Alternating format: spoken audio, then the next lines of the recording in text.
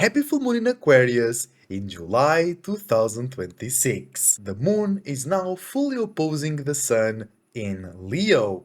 That means that our feelings and our emotions are opposing our wants and our actions. But opposing, it's not always bad. It's also a work of balance. So our unique emotions are balancing or opposing our unique actions. Our unique feelings are opposing our unique visions. And today I'm going to tell you how the full moon in Aquarius 2026 is aligning with the rest of the natal chart. Thank you for watching. I'm Esoteric Cloud Surfer. I do astrology, spirituality, tarot readings, dream interpretations. You can get personal consultations and readings with me using the email, the link tree down below, and you can always reach me on Instagram at Esoteric Cloud Surfer. Before we continue, I already made a video talking more about the full moon in Aquarius itself, not really the alignment, but just the full moon itself and some key alignments. So it's here already on the video. You can go and watch that. And another thing before we start is that the full moon is happening right now, but it will leave behind a trail of energy and events, feelings, and emotions that we are going to be feeling. So, for the next 5 to 7 days, it's still what we consider the full moon event. So, you might be watching this video 2 days or 3 days after the full moon happened, but it's still up to date and it's still valuable. Quick interpretation of full moon in Aquarius: overreaction and over responsiveness to fixed, consistent, or stubborn feelings, emotions, and attractions that deal with or come from association, networking, thinking, communicating, and analyzing in more logical, unique, rebellious, and opposing ways. So you might be feeling rebellious, for an example, or you might be attracting from your associations, from your surroundings, from your friends or your families, rebellious feelings or actions. Or you might be seeing others, or you might be seen in a more rebellious or against something way. And that comes from the sun being in Leo. The sun is how we seeing things. And we are seeing things in a more relatable, charismatic, spiritual, and getting a long way, still with uniqueness and individuality of Leo. Aquarius like things can stand out more now as an opposition or a way to balance energy because of the full moon event. So you can be seeing others or you can be seen by others as too much Aquarius. Full moon overreaction. And that's not good or that's not bad. It just is what it is. And then depending on your circumstances, depending on your signs, on your sun, on your moon, on your association, on your level of creativity, on your level of stability, depending on your personal situation, it can be good or it can be bad or it can be 50-50, sometimes maybe good, sometimes maybe shit, you know what I'm saying? And because this video is to focus on the full moon in Aquarius aligning the rest of the sky chart, I also will do a quick interpretation of the full moon in Aquarius opposing Leo Sun. A good full moon in Aquarius advice is to use the Leo Sun energy to bring the full moon energy and circumstances closer to yourself, because full moon in Aquarius can make you react and respond a bit too much about your associations, about the government, about the football club, about the scientific something something, about something that is out in the world and not necessarily in your world or in you. And Sun in Leo really helps you get that anchoring system, getting that focus point where it's about you because you are the center of your universe. And if you start talking too much, thinking too much, criticizing too much, building too much on something, rebelling too much on something that is out there and not in here, you're gonna lose energy, you're gonna lose life force, you're gonna lose intelligence, focus, and praise for life. So with Sun in Leo, you can focus in yourself, judge yourself, analyze yourself in a more clear, logical, humanitarian, and progressive way, and then you can associate. Then you can talk about the government or whatever. Then you can show your ideas, you can show your visions Sun in Leo, with a more consistent, logical, and progressive vibe and perspective, Moon in Aquarius or Full Moon in Aquarius. You know what I'm saying? Let's start the analysis of the full moon in Aquarius, July 2026, aligning the rest of the sky chart. We start with Mercury in Cancer, Mercury in Cardinal Water, in conjuncting misunderstanding full moon in Aquarius. Mercury in Cancer is new ways to think, communicate, analyze, and socialize in a more emotional, spiritual, purposeful, meaningful, wise, or moody way. And Cancer in Aquarius, yes, it's a Cancer in Aquarius, yes, is an in conjunction. It's a misunderstanding, but there is one thing that they have in common is that they care about the group. They care about a group that is specific and closer to them. Aquarius is a bit weird because sometimes they develop closer relationships with people or in ways that are a bit further away. Cancer is more like familiar places, familiar people, familiar stuff, but it's a general care about that group. So even though it's an in conjunction, there is always a understanding after or in between the misunderstanding. And Mercury in Cancer, because Mercury really likes to be in Aquarius, or we like to use Mercury energy, Mercury like things in Aquarius ways, it helps bring conjunction to the in conjunction, even though those two signs misunderstand each other. So the moon in Aquarius also does that because the moon loves Cancer, the moon rules Cancer. So Mercury loves Aquarius, but in Cancer. And the moon loves Cancer, but in Aquarius. So those things help make a bit more sense. So even though there might be some misunderstanding, miscommunications when it's about time to communicate emotions and feelings, purpose, wisdom, why we're doing something, our emotional and personal justifications, the vibe in itself, the subconscious understanding, is easier to achieve, even if it takes a little bit of time, even if the actual conversation doesn't go really well. Then when everybody goes their own way to their own personal spaces, reaching a emotional fulfilling conclusion is more likely, even though the words might not mean it, even though it doesn't seem peaceful and connective, it will be, or there are more chances to be. Also, it's easier to communicate and to receive feelings and emotions that are about the government, structures, networking, organization, about the world, about social systems, about democracy, and different types of ways to run stuff. And that can make people a bit nervous, that can make people feel a bit more dry, but because Mercury is in Cancer, the communication and thought processes are by nature a bit more wet, a bit more spiritual and purposeful, bringing a bit more energy to that area. So, full moon in Aquarius can be overreacting and over responding to misunderstandings and miscommunications when it's about time to communicate, think, and analyze about justice, systems, governmental bodies, and whatnot in new and innovative ways that bring or come from wisdom, emotion, and feeling. But in the end of the day, after the misunderstanding, through the misunderstanding, there will be some understanding.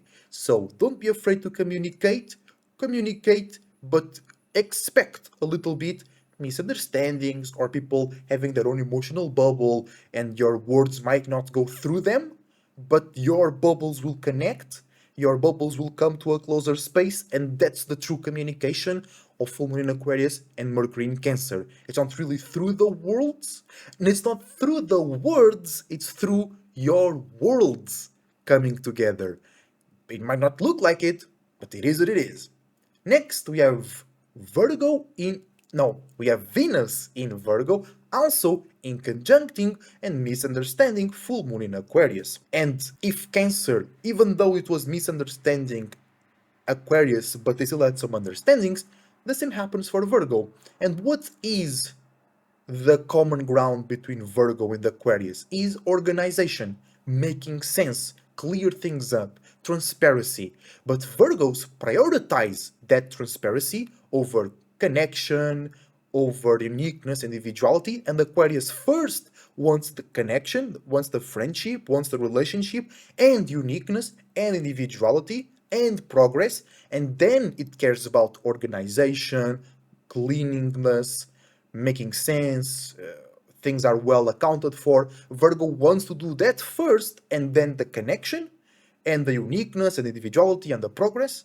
Aquarius first wants the progress, then wants the organization and the systemization. But both signs care about the same things, just a matter of priority. And Venus in Virgo means mutable, gullible, and flexible relationships, appreciation, and commitments in areas of practicality, safety, and security. And full moon in Aquarius can bring feelings and attractions that are too unique, that are too rebellious or too opposing in order to do Venus in such a clean and organized way. But it actually can be done. But because it's a full moon, you and others can be overreacting to the misunderstanding internally. That doesn't mean there actually happened a misunderstanding in communication, in conversation, but you and others, even before things happen externally, might be overreacting to thoughts and ideas, to what was said before, to what you think in your mind. And that can perturb Venus in Virgo type activities because you might think it's not too clean, or they want it to be that clean, or just a general feeling of blockage, of not feeling incentivized, not feeling safe, not feeling motivated to share and communicate and commit the unique, rebellious, and progressive feelings and emotions or full moon in Aquarius. But if there is faith, if there's already a pre-established relationship and communication, actually this is a great alignment because it can help ground and bring to reality into productive and profitable spaces the uniqueness, the rebelliousness, the opposition, the progress and humanitarianism of full moon in Aquarius. So if there is already a good system, a good pathway, a good routine, a good pattern, the very powerful, unique and progressive feelings, emotions and attractions from full moon in Aquarius can find their way quickly, smoothly and efficiently, Virgo keyword, into the real world or into your relationships or into how you appreciate things or how you think others appreciate you, Venus type shit. You know what I'm saying? Next we have Mars in Gemini, trining full moon in Aquarius. In the previous video, I already talked about it, so I will not go too much into it because it's one of the key it's one of the key alignments, one of the key elements, yes, of this full moon, because Mars in Gemini, trining the full moon in Aquarius, is a gift to communicate, to be communicated to about passion, motivation, aggressiveness, and desire, about air like things, about Aquarius like things. But Mars already symbolizes passion and aggressiveness, and full moon is overreaction and can be overreaction and over responsiveness. So there is an easier way, or there is a bigger chance for more exalted, passionate, aggressive, or frustrated communications, thoughts, and ideas, but because there is a stronger purpose, because there is a goal, there is a strong reason why. If not, it will be chill. So if you must correct your associations or correct yourself for an example, and it's feeling a bit harsh, or you're being corrected by your associations, and it's a bit harsh, and it hurts you to correct others, or it hurts you to be corrected by others, it means there is a bigger purpose. And after a while, after you give it some thought, fixed air, full moon in Aquarius, you will understand it.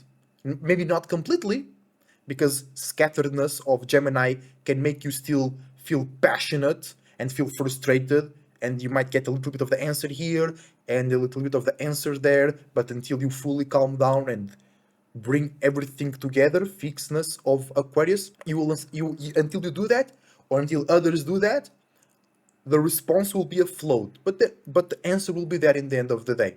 So Mars trining full moon in Aquarius, it's a gift to be more passionate or more creative with thinking, communicating, and analyzing about fixed and deep feelings, emotions, and attraction of rebelliousness, opposition, progressiveness, yeah, and humanitarianism. Then we move into Jupiter into Leo, which also I talked about in the previous video, so go check that out for a more detailed opinion and interpretation, but basically is also a balancing situation like it is the sun, but it's more, and it's actually very interesting as well, because moon is more Jupiter-like and Leo is more sun-like, and we have Jupiter in a more sun-like way, but we have the moon in a more sun-like way. And it might be a bit weird because Aquarius opposes Leo, so how is it more sun-like? Because Leo and Aquarius is the most understandable and relatable opposition, and Aquarius and Leos, even though Aquarius comes from Saturn, and they might not be as sunny as Leo, they are much more sunny than Cancer and Moon and Jupiter. So, Jupiter in Leo will help Moon in Aquarius be more expressive, and Moon in Aquarius will help Jupiter in Leo feel more sure, more intelligent, and more confidence in itself. And that's the whole balancing game. We have personal and unique expansion, wisdom, and knowledge about your value, your image, and your ego. And then you have feelings and emotions that make us or others react and respond to the surroundings, to associations. And when we bring that together, we can expand our confidence and self-trust about being ourselves and communicating ourselves in the world, in structure, in our own unique, progressive, consistent, and efficient way. But refer to my previous video for more detailed perspective about this alignment. Next up, we have Saturn in Aries retrograde. There will be a specific video about that, but in general, retrograde means we going to the past or the past coming to us so we can see if what we're doing right now is as good as what we're doing in the past, or if we need to maybe use the past as an example to repeat what we did or to not repeat what we did. So Saturn in Aries is basically us looking at how we have been doing since Saturn got into Aries. We have more time to do things, we have a bit more time to catch up to things that maybe we didn't do or to correct some things that we did do, but it's all about creating or participating into new systems, new structures, new networking, and new association that come from and prioritize uniqueness, individuality, spirituality, personality, personal interests, and personal insecurities. So, full moon in Aquarius is sextiling Saturn in Aries. So, it's an opportunity to overreact, over-respond, and deal more with attractions that come from that area. And Aquariuses and Aries both really like opposition, rebelliousness, uniqueness, and individuality. But this can be an opportunity for too much of that. So be careful to not hurt your relationships, your feelings, or your association's feelings, and be careful to not hurt your stability, your structure, your networking, and your associations by you being too reckless, too dry, too opposing, or too rebellious, and make sure to not allow others to be too much of all that in your surroundings, in your relationships, and in your structure. But in the end of the day, it's also a great opportunity for unique, powerful, progressive, and humanitarian feelings that can help you and others feel more secure, more stubborn, and more consistent in those new systems, structures, networking, and association that prioritize spirituality, creativity, personality, personal interests, and personal insecurities. Next, we have Uranus in Gemini, trining full moon in Aquarius. This is a gift to communicate, analyze, think, and socialize in lighter, more detached, and surface leveled ways. Feelings and emotions about change, rebelliousness, and opposition, because Uranus is the co ruler of Aquarius. And being in Gemini, it's like giving a lighter, fresher way to think, communicate, and analyze, and to receive thoughts, communications, and analysis about unique, progressive, and humanitarian feelings, emotions, and attractions about structure, networking, and associations. Then we have Neptune in Aries, also retrograde. So this means that everybody now can create new visions, new actions, and new feelings about how we have been doing since Neptune went into Aries. And what does that mean, Neptune into Aries? That everybody can get new feelings, new actions, and new expressions about generational, grandiose dreams and illusions, curses and gifts. So with the full moon in Aquarius, there is an opportunity to feel more unique, more consistent, more stubborn, more safe, or more stuck into emotions, feelings, and attractions that come from that area.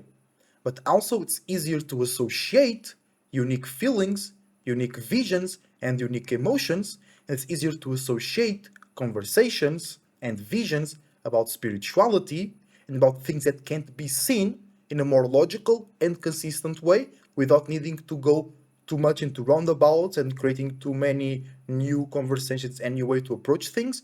It's easier to bring Neptune in Aries into a logical connection. And lastly, but not least, we have Pluto in Aquarius conjuncting full moon in Aquarius. Pluto is in retrograde, so we can analyze how we and the world have been transforming into a place where structure, networking, association, and organization are evolving into spaces that are more logical, more clear, more transparent, more unique, more rebellious, more opposing, more humanitarian, more progressive, and more collective. And full moon is reflecting that we are attracting, feeling a lot, and responding a lot to that transformation that is happening right now, or that was happening since Pluto came into Aquarius. And Sun and Jupiter in Leo are really helping us see, act, express, and derive wisdom, knowledge, and expansion in a more spiritual, personal, uplifting, and joyful way about a transformation process that can be too dry, too cold, too harsh, but we can see, we can feel, especially along with full moon in Aquarius, the goal in the end, a fresher society, a more unique structure, a more comprehensive, individual yet collective networking and association. And with full moon, you can feel too much, like you can't handle it.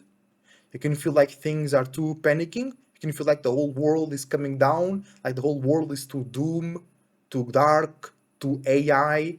But or you can feel inspired. You can feel progressive. You can feel humanitarian. You can feel like the world is transforming. And it's actually just two symptoms of the same thing. So you can feel the destruction of the world because that is happening, and you can feel the reconstruction of the world, which is also happening, and you can feel both.